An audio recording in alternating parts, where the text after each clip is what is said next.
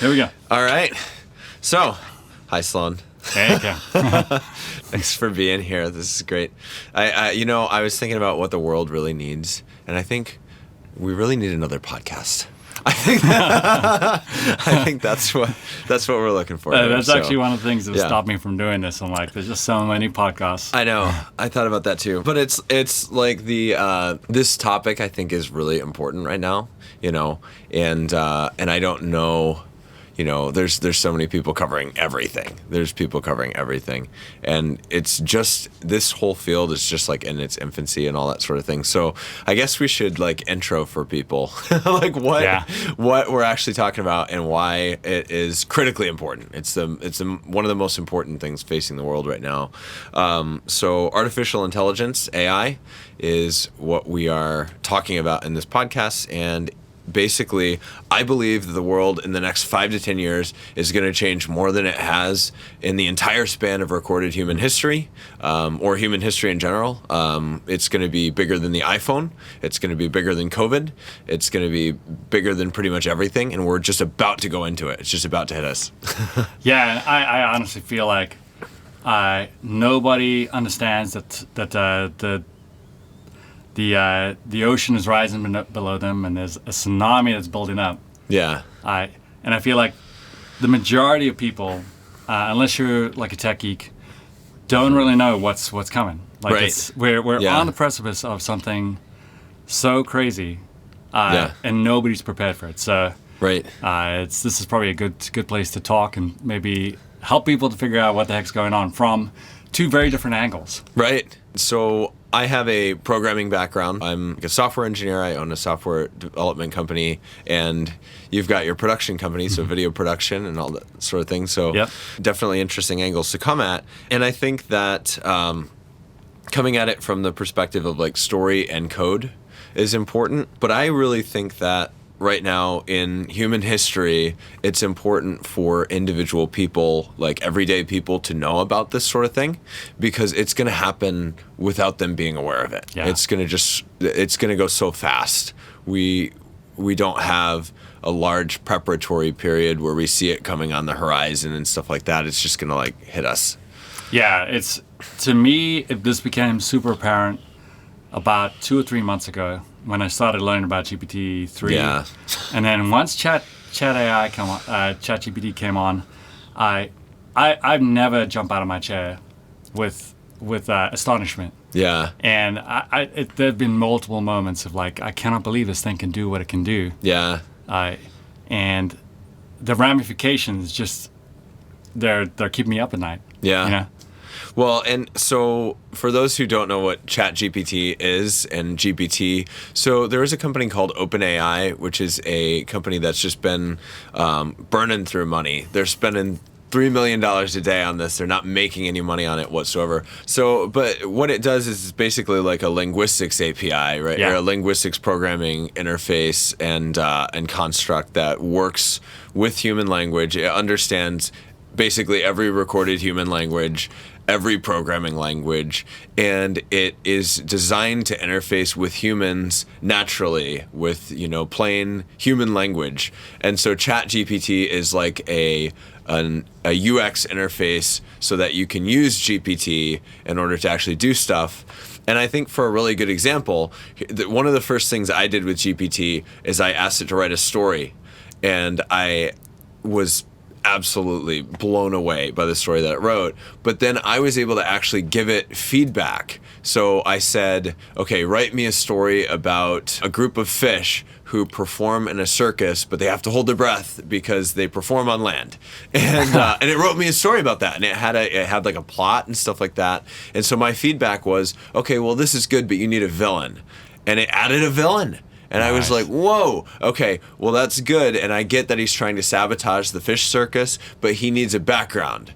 And so it wrote like this background and a motive and all that for the villain, and it said, well, he spent his whole life like working hard to build this circus, and now they're threatening his circus, so he's sabotaging them. And I'm like, wow, that's great, but I need you to show me the story, right? So I need you to show me moments from his life and walk through a story that makes me feel for him in order to make the story more compelling. It totally spit that out for me.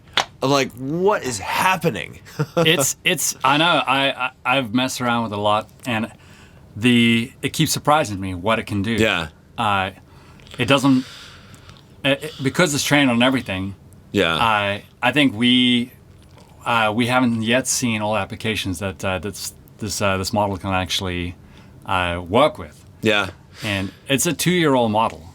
We're not even the next thing is coming. Yeah. And this thing's already blowing our minds. Yeah. So we have, if you take a simple company pyramid, a company has maybe 1,500 people, at the bottom doing like the work, quote unquote, right? So then you've got maybe like 300 people who are doing like task management, and they're doing, whatever, emails, calendars, scheduling, all that sort of thing, administrative sort of stuff, some creative work, marketing, all that. Then you've got like maybe 25 people who are in like upper management or something like that. Maybe 1 to 3 people who are like partners at the top. And that's like a typical company structure, right? Now, that's grossly simplified, and there's layers and levels and stuff like that. But I think what highlights the potential danger here is the 1,500 people are going to get automated. The 300 people are going to get automated. The 25 people are going to get automated. And it's really just going to be, it's this consolidation of power, I think, that is the concern with this. Yeah.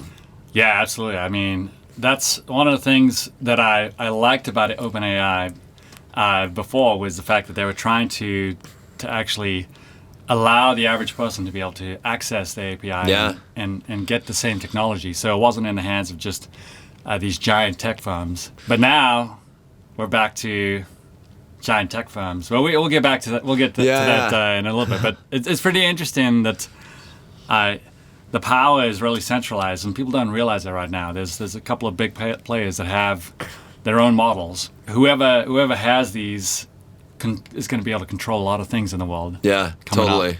Well, and I think what I am very surprised about is if you look at that triangle, right? Like let's just say it's like an automotive company, right? And they make parts. We've all kind of assumed it would be the 1,500 people at the bottom who are going to get automated out of their jobs, right? We're like, oh, well, they're doing this manual labor or whatever, and they're going to be replaced by automated bots in the factory floor. And I actually now, after seeing ChatGPT come out, like, whoa, my mind totally changed on this. I had kind of assumed, like I think everyone else had, that in a company structure like that, it's going to be the 55-year-old truck driver who has no other skills. And I was like, oh, people like me and you who have these like sort of soft skills, and we have the ability to copyright, and we have the ability to do creative things and make art and all that. We're gonna retain our jobs, and he's gonna be out. And I think in the face of this, like, we're all the 55-year-old truck driver. Yeah. We all are. And it's really humbling. That's a humbling thing, I think, to like stare into the face of. And it also is surprising because I think that like in that company structure, so the 1,500 people aren't going to be the people who go first, actually. I'm wondering if it's actually going to be the people in the middle who are more like creatives like us, who are going to have their jobs automated out. I think anything that's going to be in the middle is going to be a wasteland. Yeah. Unless you're the person who's creating the automations. Right. Right. Yeah. If you can 10x the productivity of a company, like I think you're probably going to be pretty set for a little while. Yeah. Yeah. I was watching an interview with Patrick Bet-David and Neil deGrasse Tyson yesterday, and they were talking about the types of jobs that are going to get replaced and stuff like that. And Neil deGrasse Tyson was very like certain, other jobs will come up and all that sort of thing. And Patrick Bet-David was like, I don't know. I think it's different this time. And Neil deGrasse Tyson was very like, what an arrogant thing to say. You know, it's not different this time. Everybody's said that about every technological innovation. It'll be different this time. It'll be different this time. And I think I could see Patrick Bet-David's head, like he was processing this and he knew, I think it is different this time. And I think it is too, you know. Yeah, and I think I'd like us to kind of like show that there's a bunch of YouTubers out there. Yeah. They're young and they're shouting to anybody who can hear. Hey guys, like the AI revolution's here. Like everybody. Yeah. We're definitely not those people, but we're the people who were business owners, and we could see the impact of this technology that's coming. We're not crying wolf. I mean, I can see the practical implications right now. Even if ChatGPT became an API that we could use, I could immediately see a whole bunch of jobs that are gone in my industry. And I'm sure the same thing with you, with Dev. Yeah, totally. So I mean, I've been using GitHub Copilot for, I don't know, maybe 6 months now, and it was pretty useless when it started, you know, because I'm like, okay, that's the worst possible way to code that. Or, you know, like you're pulling average code that I already know how to do or whatever. But I stuck with it because I'm like, I got to train this thing. And now it knows how to code like me. And so it's a lot faster, you know, and it probably like replaced a job in my company, which it makes me a little uncomfortable. But it's like, I'm not going to, am I going to hire somebody I don't need now, you know, to do a work less efficiently?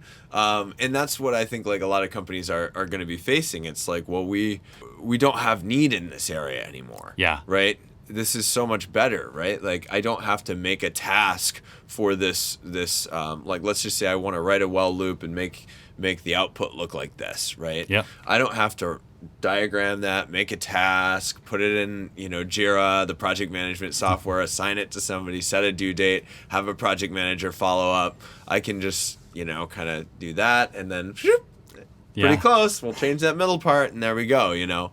Yeah, and it's crazy because I'm not too worried right now about the people who are performing on a super high level of their work. Like if you're like on the vanguard and you're right at the peak doing creative stuff, or even just in any industry, like you're pushing forward. Yep.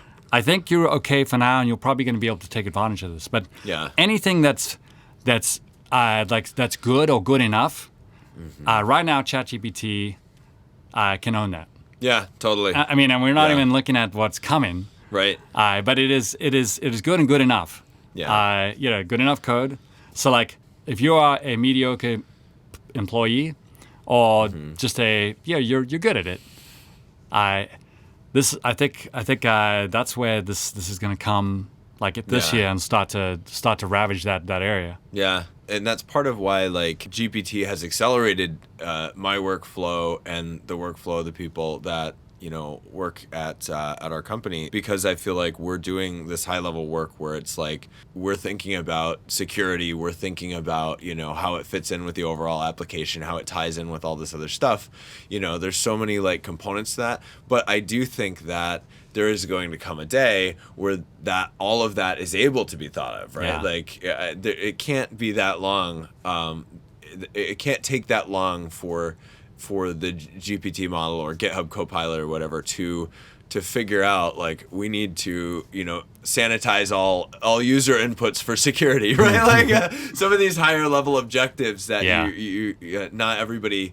Because right now, a lot of this stuff is trained off of averages, right? So like it's average code. Yeah, this is average code that works for the application that you're trying to do. And it's like, well, that's great. It's not the best. So like, I think that's going to be a huge component of training AIs is going to be, well, what sample sets do we actually want to look at, right? Yeah.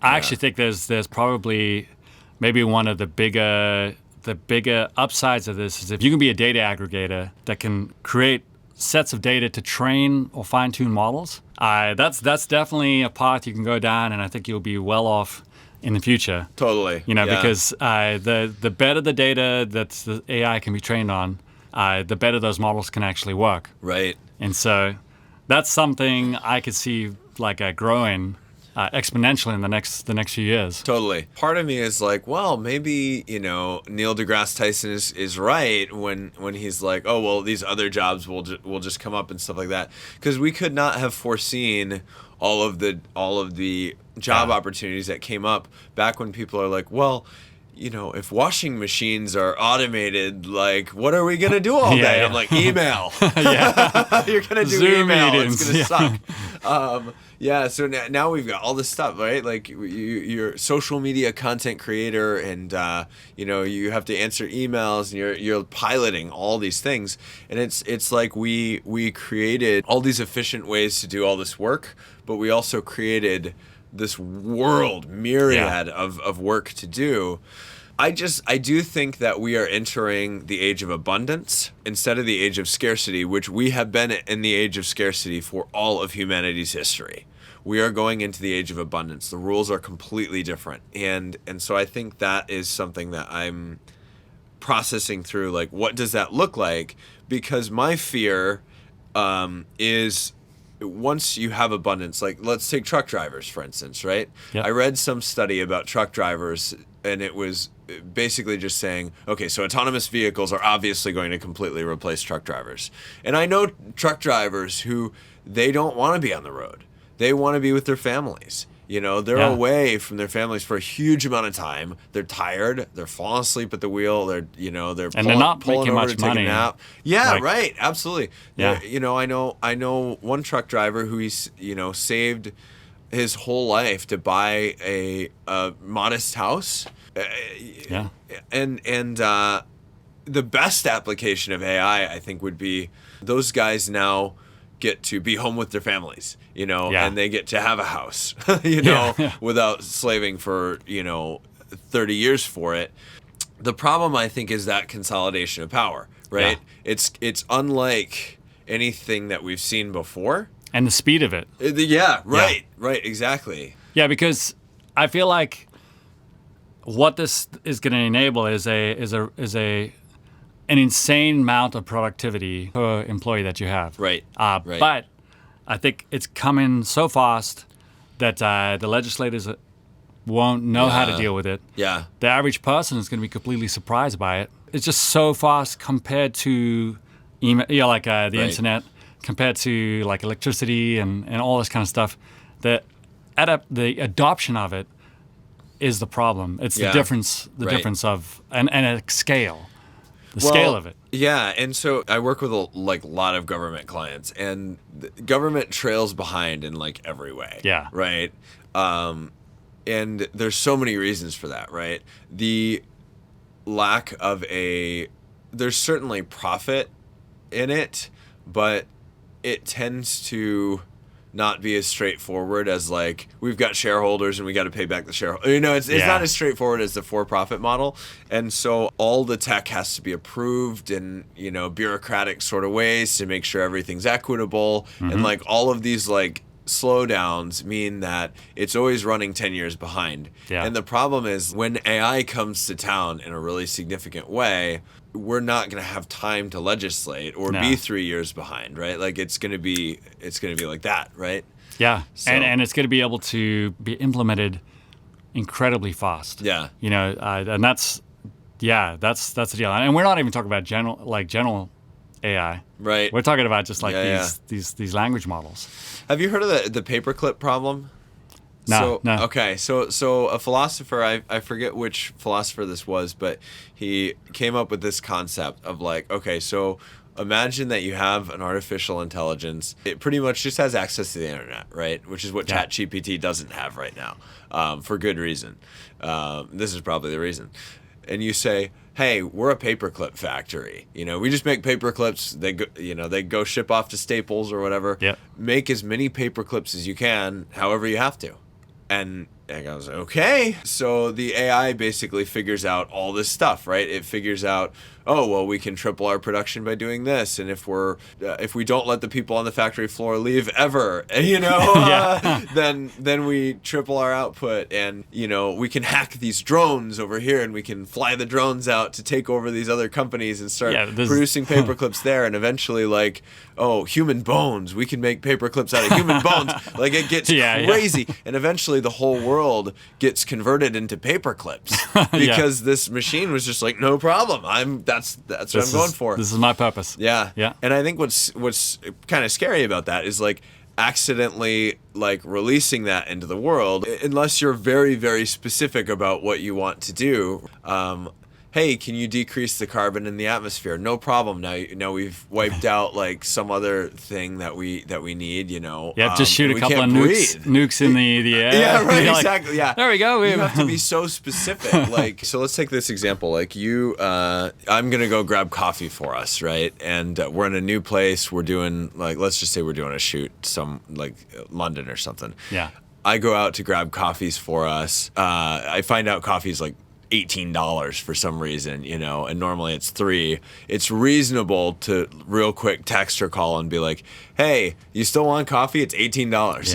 Yeah. A bot doesn't necessarily know to do that sort of thing, right? Yeah. Like, is it okay to, whatever it happens to be? Yes. And so those sorts of things they could destroy our world if we're not careful with that. Well, it's kind of like, we both have kids. Yeah. The thing I was most surprised of being a new dad is I have to teach them everything. Yes. Like there's very few things that they innately learn. Yep. And if I left them alone, they would just be cavemen. They would be Totally. little cavemen running around like causing a complete muck. Yeah. And there's so many things that we just assume as people because we were taught them by our parents. Yeah. That we just assume are correct. And I think the same thing with an AI, like a general AI, or actually just any of these AIs, is that we are people and we're just getting to assume because it responds like a person that it's going to have the same like training that we've had for 20 years of indoctrination into a culture. Right. And to learn what is and what is correct, what is not correct. Yeah. And it doesn't have that same thing. And I don't know how you could teach it because if it's learning the whole internet, I mean, I've done some things where you can ask it, tell me your response to this certain issue. Okay, now tell me the opposite response, and it'll give you a complete it takes all sides. Yeah. It has no sides. It doesn't understand what it's actually seeing. It's just seeing statistics and spitting out statistics. Yeah. And so how do you train that to be more human? And this is actually where I think, funny enough, where our jobs are safe for a while, at least on the creative side, is that AI doesn't understand subtext. Right. Yeah. That's why I was saying, like, everything that's good and good enough is good. Like, I think it'll take care of. But the great pieces of art, the great pieces of literature and story and stuff have subtext. Yeah. Or anything on that's powerful, like that moves a person, has subtext. Yeah. And AI has none. Right. It has none. It doesn't have a shared experience. And so in that sense, I'm like, okay, if you can become a master of subtext, you'll be okay for now. Right. Yeah. Well, and I have thought a lot about like how much subtext humans are going to be able to read in 10 years or in 20 years or whatever. Yeah. Because you think about like how much subtext Gen Z is able to read. Yes. It's unbelievable. Yes. I mean, like marketing tactics don't work on them in the traditional way because they understand like, oh, that's funny. That's the scale closed, Like they know everything because it's all just coming at them so fast from the internet, Yeah. And I think like in a world where in a world where content is generated at an even faster speed, people are just going to know so much subtext. I mean, I think about the fact that like I get an email and I know it's a spam email because of there's some misspellings in the paragraph or like You know, the email address is not the real email address, you know, or just things like that tip me off instantly. Whereas like my parents, my grandparents, they are scared. They get these emails and they're scared. They're like, did I miss a payment? Do I owe this person thousands of dollars? Is this really a lot? I'm like, no, this is, you know, imagine like you get this video from somebody who you know, and they send you a video, your kids are kidnapped, and you're like, oh my gosh. And this is unfortunately really realistic. Like, I can't tell that this is fake, you know? And imagine getting those as frequently as you get like a spam email now. Let's talk about this. Yeah. So what I see in the next year or two of what like bad actors can use the current AI that we have. I think it was about a year ago, I sat down with my parents-in-law and I said, okay, look, this is coming down the line. In like 3 or 4 or 5 years, we're going to have like scammers who are going to use AI at scale. Yeah. And then I at Christmas this year, which is it was last year, 2022. Yeah. I sat there and I said, okay, I said 3 to 5 years out, it's actually here. Yeah. Right. Because I said, look, to really scam somebody, you have to be like one person dedicated to destroying this person's life. And that takes a lot of effort to really get to somebody. Totally. Yeah. You know, like these spam bots and stuff like that, they're fairly easy to spot, and they've tricked a lot of the older generation. Yeah. But imagine now at scale a college level intelligence going after you. Yeah. Oh my gosh. At scale. Right. You know, where this bot can talk to you. Yeah. And you think that it's a person. And then the bot can be trained how to extract the most amount of money out of you by collecting all the data it knows about you. Or, one of the things I'm afraid of by doing this podcast is that my voice is now out on the internet. Right. And somebody could take my voice, put it into an AI, and impersonate me. Yeah, totally. You know? And you could have me calling my mom. Yeah. And my parents will say, hey, I'm stuck. Like I need your help. I don't have any money. I'm over here. Please come and please send me a Venmo. I'm really in trouble. Mm-hmm. And it would sound like me, and it would come from probably my phone number, and it would come from a location that I'm in. And you could scam the whole interface too, right? So like you drop a fake Venmo app, so it's actually like your Venmo address, like you're clicking, that's what you're clicking on, like all that sort of thing. That's where I think a lot of this stuff is like, it's just so fast. I think so much about like what is that are we just going to adapt? And that's where I think the whole concept of Neuralink is really important, you know, because I think that when all of this stuff moves at the speed of light, I think there's this like really naive assumption that I hear constantly when I talk about this with people who are not in the tech space. It's this assumption that like we're gonna see like a little bit of AI come in this year, and the next year a little bit more AI, and the next year, you know, and I think like, so the paperclip example, right? You go back to the paperclip example, and I could see that being minutes, you know. 1 minute, you know, you ask a robot to make as many paper clips as possible, and 45 minutes later, the entire world is paper clips. You know, it's and I read this, I'm on a Reddit thread for programmers, and this one kid posted, "This just happened to me the other day. I started writing an algorithm in my head that would get the AI to behave without input. And then I was like, I could end up creating an AI apocalypse." Yeah, no thanks. And the comments on it, like all the programmers are like, I'm so glad he didn't do that. Well, some of them are making fun of it, right? Like, I started to write a code in my head that would crack every known encryption in seconds. And then but that's a real thing, right? It is. Well, I think the thing that made me think, I think we're closer to that than we were, is the fact that the AI surprisingly learned programming language, and is really good at like Python and JavaScript and all this kind of stuff. So it already knows how to program. Totally. Like it knows. And you can ask it to program certain things, and it'll make you functions.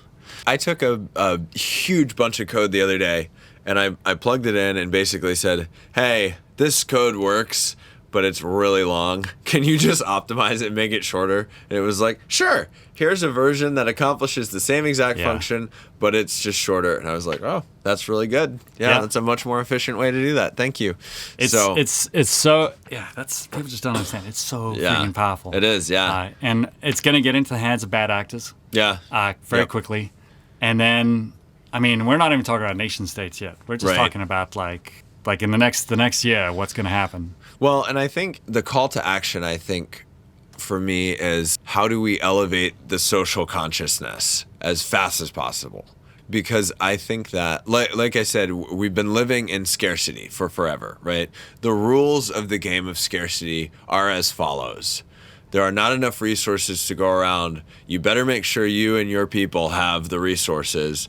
And so you need to protect them. You need to work hard. You need to save resources. You need to hoard resources. You need to hustle. You need to grind. You need to get ahead. All of those are the rules of the scarcity world, right? And so the rules of the abundance world, when you have abundance, you have to look around and actually decide what kind of world you want to create, right? Now you have a responsibility because you have these resources that you can channel in many different ways. And I think the myth is that it doesn't take as much discipline as living in a scarcity world, right? Yeah. But I actually think it takes more discipline to live in abundance than it does to live in scarcity, because all of a sudden you have every option, everything, everywhere, all at once, right? Yeah. To quote the movie, the brilliant movie, amazing movie. And how do you say, okay, well, I'm actually going to be disciplined about this, and I've got 14,000 things I could watch right now. I'm not going to watch anything for a couple hours, you know? Just the way you speak about it, I almost wonder if we're fashioning our own gods. You know, like these AI will become so smart and so wise about things that we just start to listen to it with everything. You know, like I do see in every company, in every government agency, you will have an AI assistant or like an AI sage. Oh yeah. And you're like, what's the best route to go with this problem? You know, and we may find it so compellingly good that we just keep listening to these things and do what it says because it's right most of the time. Yeah. So it'll be interesting to see, like, do we elevate AI to the status of gods subconsciously? Yeah. You know? I think that ultimately is what I care about in the midst of this, right? So this is a really simple example, but I think it's this Dutch grocery store that started introducing slow checkout lanes. Instead of like fast checkout lanes, they have slow checkout lanes. And the slow checkout lane is where you can go and you can talk to people and you're not in a hurry. The people checking you out are not in a hurry. And it's just a relaxed experience with no pressure, and it's terribly inefficient. Yeah. You know, and so I read this book recently called System Error by Robert Reich. Mm-hmm. It's very interesting. A few Stanford professors who have been they've been in the hotbed of Silicon Valley for like years.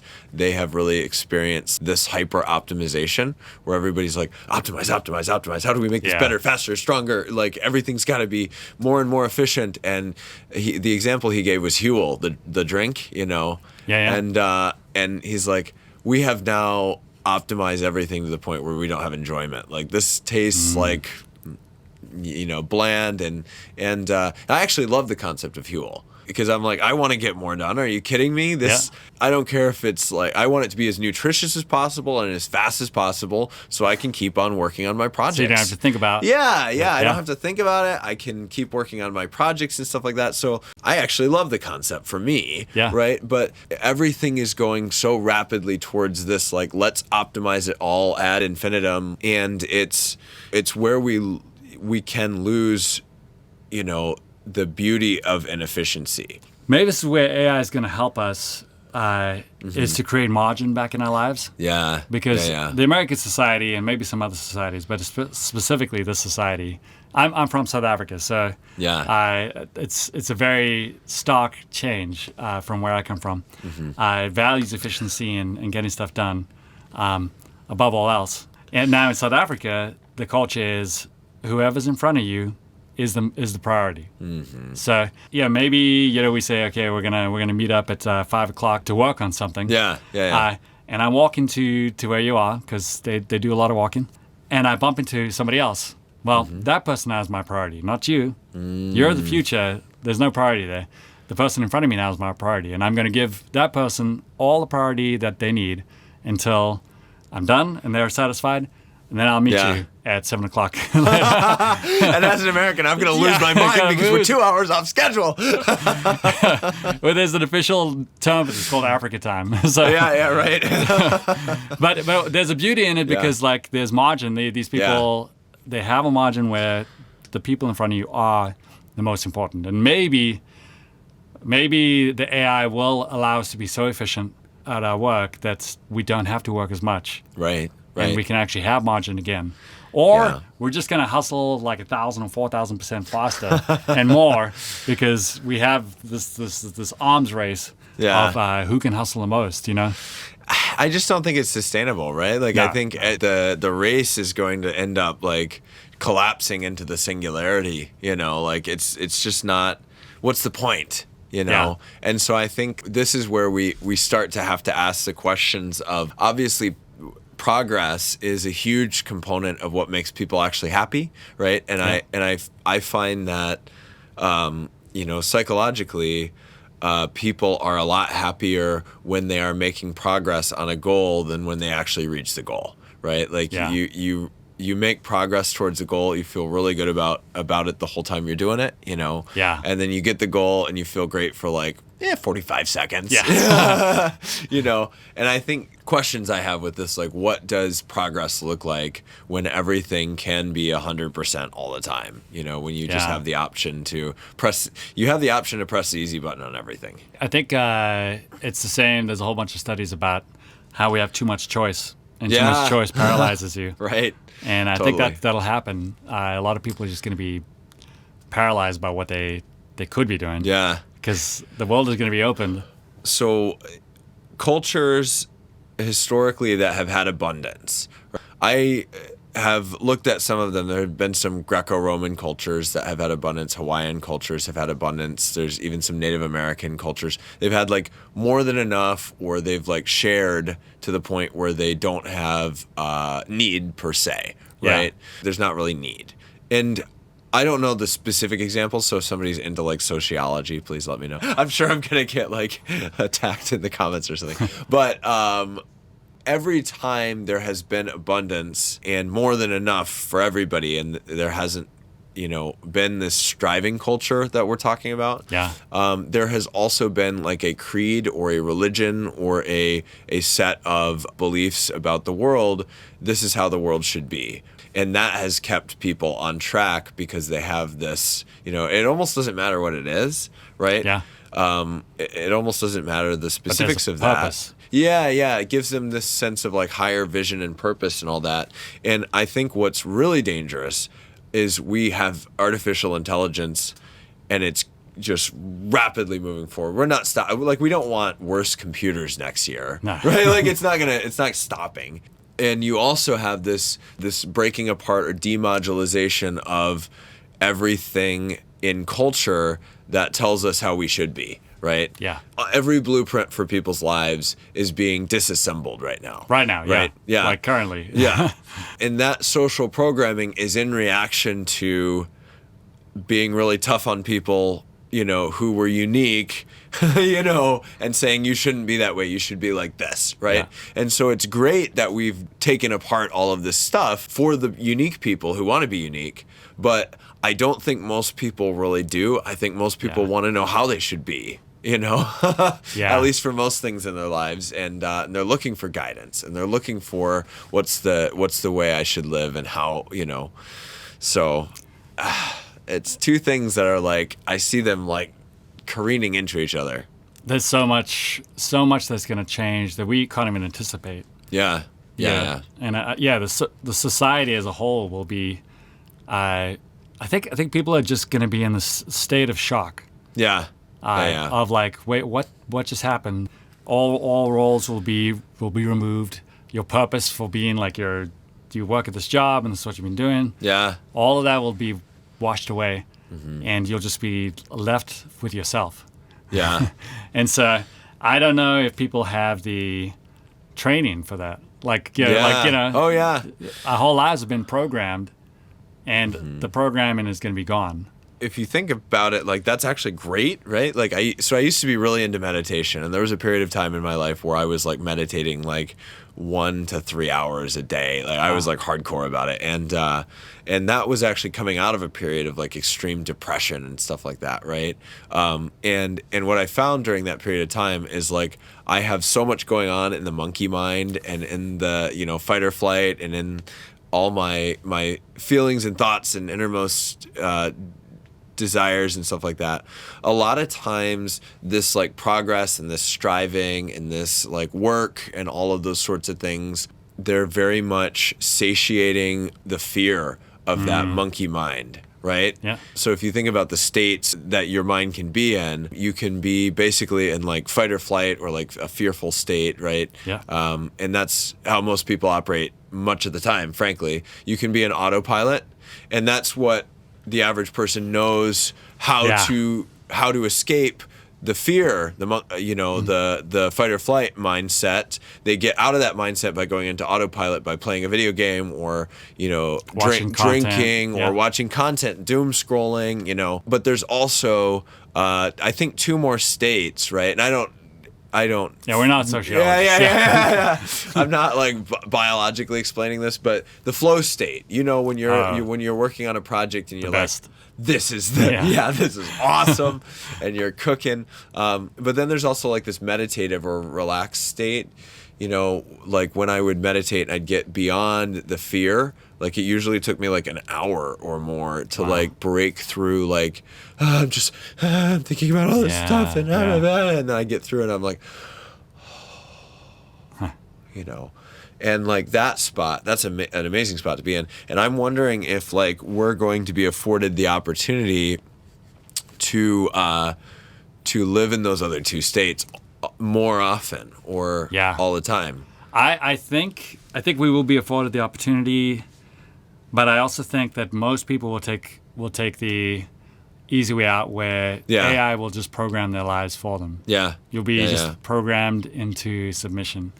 The best content will be fed to you that is curated to you constantly. And you'll have an infinite amount of content to watch, to read, to listen to. Yeah. And an infinite amount of people not infinite, but a ton of people are now available to just entertain you. Yeah. So, like, we could just be completely, like, lost in entertainment. Yeah, totally. Well, and it's even, like, entertainment that that could modulate itself for what you're feeling, right? So, like, now we get really sick of stuff, but, like, we could really come up with entertainment that, like, you want more storylines like the original Pixar days when they had like really impactful storylines about, really important parts in people's lives. Like, oh, sure, we'll make you more storylines like that. We'll make you 10 of those. And then when you get sick of that, we'll send you an action movie. This is like in 10 years. It's not far off. Yeah, it's not far off. And I think maybe that's the call to action, to say like, okay, well, there's an importance now with this abundance world, just everything, to be a minimalist, and to say, actually, I'm gonna pull back. I'm just gonna be human. I'm gonna get into that meditative state, and I'm gonna just be, Yeah. I think there's some tremendous value in that. I mean, as and I think we're mainly speaking about the Western culture, because we don't know enough about the others, but we've lost that ability to just be quiet. Right. Even now, I mean, TikTok is so good at what it does. Even YouTube, the way it serves you up really interesting content. Yeah. And it's I don't even think they're using AI yet, like, to target you. I don't know. The algorithms are really good. Yeah, they're so good. They're so good. And it's it'll be interesting. I think people are afraid to be with themselves. Yeah. I think that's what it comes down to. It's hard. It's because you have to deal with stuff. Yeah. Like maybe I don't have a purpose anymore. Like, I used to think that work was my purpose. And that the title, this position was my purpose, or making money was my purpose, and now I can't do any of that. So, who am I? Yeah, and I think oftentimes like work is filling this inherent difficulty to like sit with yourself and be okay with who you are, and also just accept, just really see your own value, and see value in other people when they have no social utility. I think that's that's the most important skill of the age of AI. That's what I hope is will be the outcome. Yeah. Maybe that's why we're doing this. We want to get people a heads up of like what's coming down the pike, what we see. I mean, we could be completely wrong. Totally. I mean, we could be completely wrong. I mean, China could have an AI and just take over the whole world with its general. Get wiped out tomorrow. Or the stuff could be stuck at this level and they can't forever. They can't with not enough compute power. They can't like move to the next level. Right. But it's I think the writing's on the wall. Yeah. And so hopefully we can. Yeah, I think we talked about a lot of stuff today. Like it was a scattering, but I think maybe we'll try and like hit things in more depth as we go. And I think my hope is that like I think I'm still figuring out what are the calls to action. You know what I mean? Like what are the things that we are supposed? What are the things that make us healthier and more human in the midst of this? I don't want to say more efficient. I don't want to say better. That's what AI is going to do. What is going to make us more intentional? What's going to make us keep our humanity in the midst of all of this? And as we figure this out, because I'm very dedicated to figuring this out. This is my obsession at this point, Yeah. And as I figure that out, we can share it. So. We'll take our best stabs at it from two different perspectives. Right. Yeah.